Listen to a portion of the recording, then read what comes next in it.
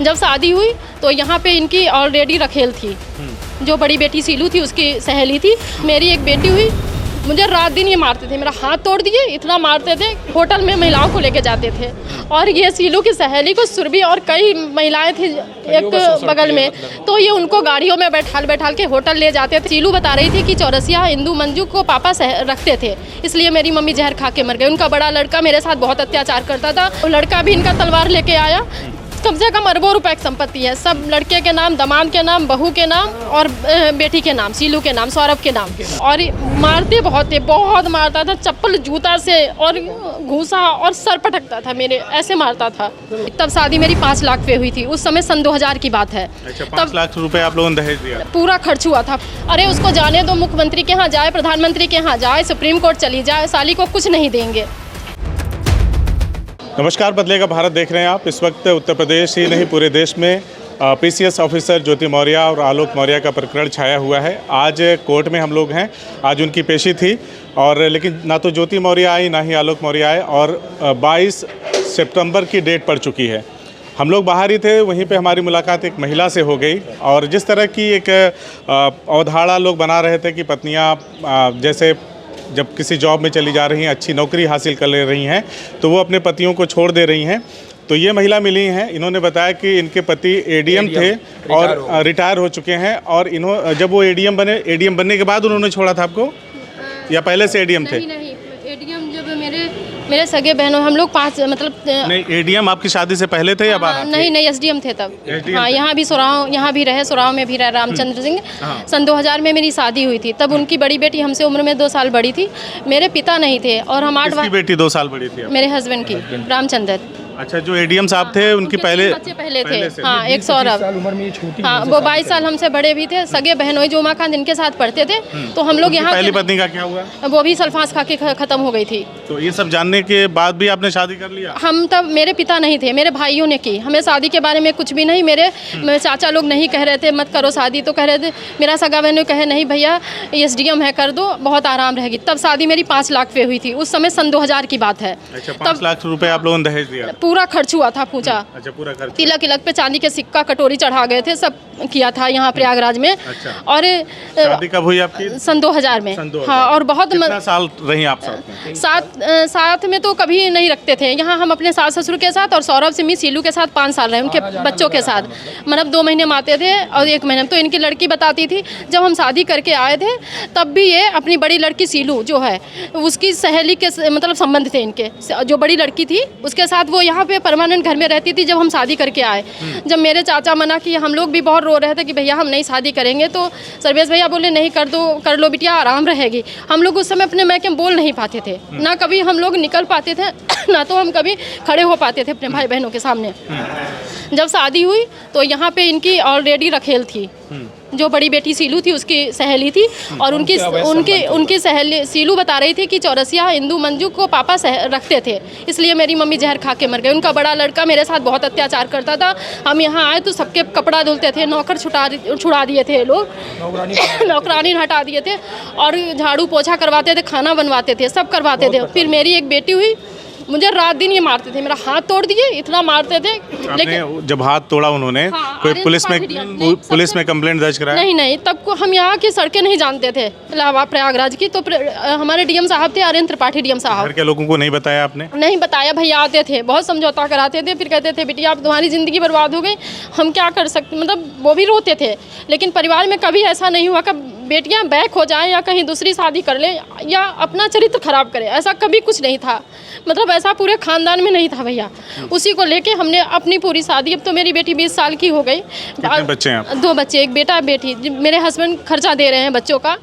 जब रिटायर हुए इनकी बेटी मुझे मारी।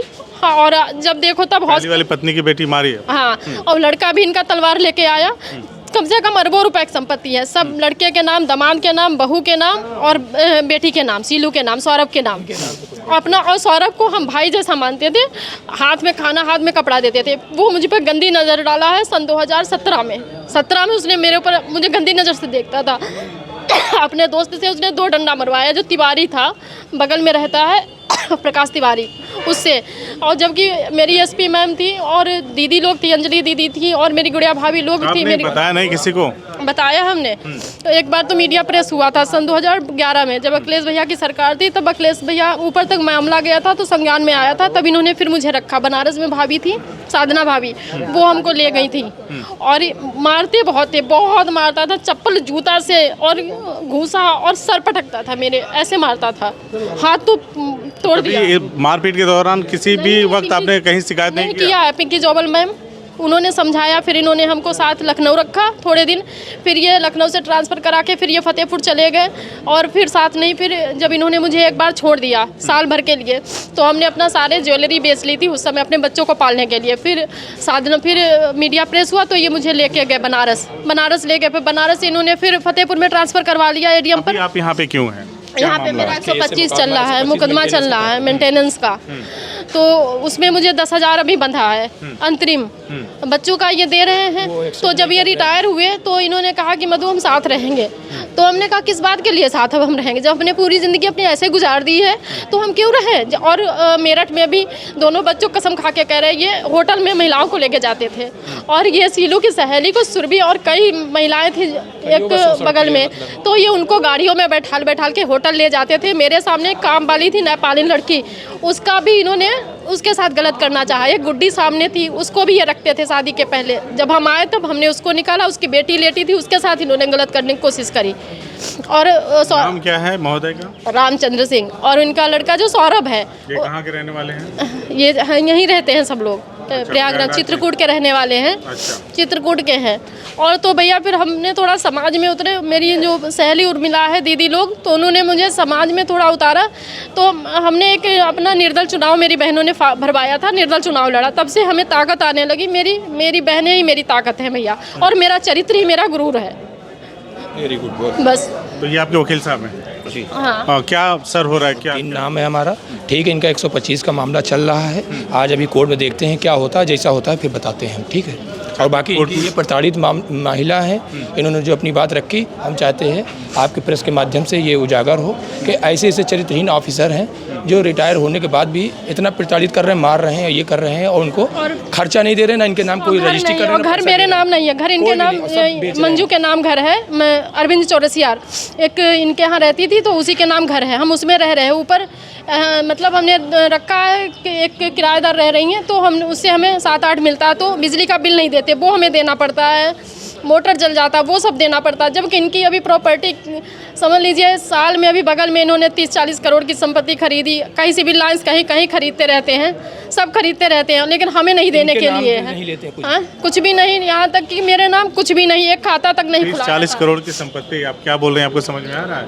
इससे भी ज़्यादा है। एक जगह की प्रॉपर्टी की बात आप कर रही हैं, और एक सिविल सर्वेंट की कितनी जो सैलरी होगी? सौरभ के नाम, सौरभ आज बड़े वाले लड़के के नाम 80-90 करोड़ है। बुलेट की एजेंसी खुलवाएं, पेट्रोल टंकी, मलबा में काफ़ी ज़मीनें हैं, सब लेके रखे हैं, बहुत लखनऊ में 10-12 मकान है, सब करके रखे हैं। आपको नहीं लगता ये आय से अधिक? मामला तो अब वो हो रहा है, लिखित में क्या है वो तो देखना पड़ेगा, ये तो हमारी जानस्ती में नहीं, हम तो ये केस दे जो ये बयान दे रही हैं उसके आधार पे आप कुछ करेंगे? नहीं, उसके आधार पे बिल्कुल कंप्लेन करेंगे हम, जो होगा देखेंगे उसको। अभी पेपर लाएं तो देखें कहाँ रजिस्ट्री है, वो पेपर तो देखें। जबकि हम कह रहे थे कि हमें कुछ नहीं चाहिए, बस हमें सुकून, मतलब हमें जो मेरी जो फ्रेंड थी, इन्होंने फ़ोन किया भाभी ने, तो कहा कि भैया दे दीजिए, खर्चा तो करा रहे, अरे उसको जाने दो, मुख्यमंत्री के यहाँ जाए, प्रधानमंत्री के यहाँ जाए, सुप्रीम कोर्ट चली जाए, साली को कुछ नहीं देंगे।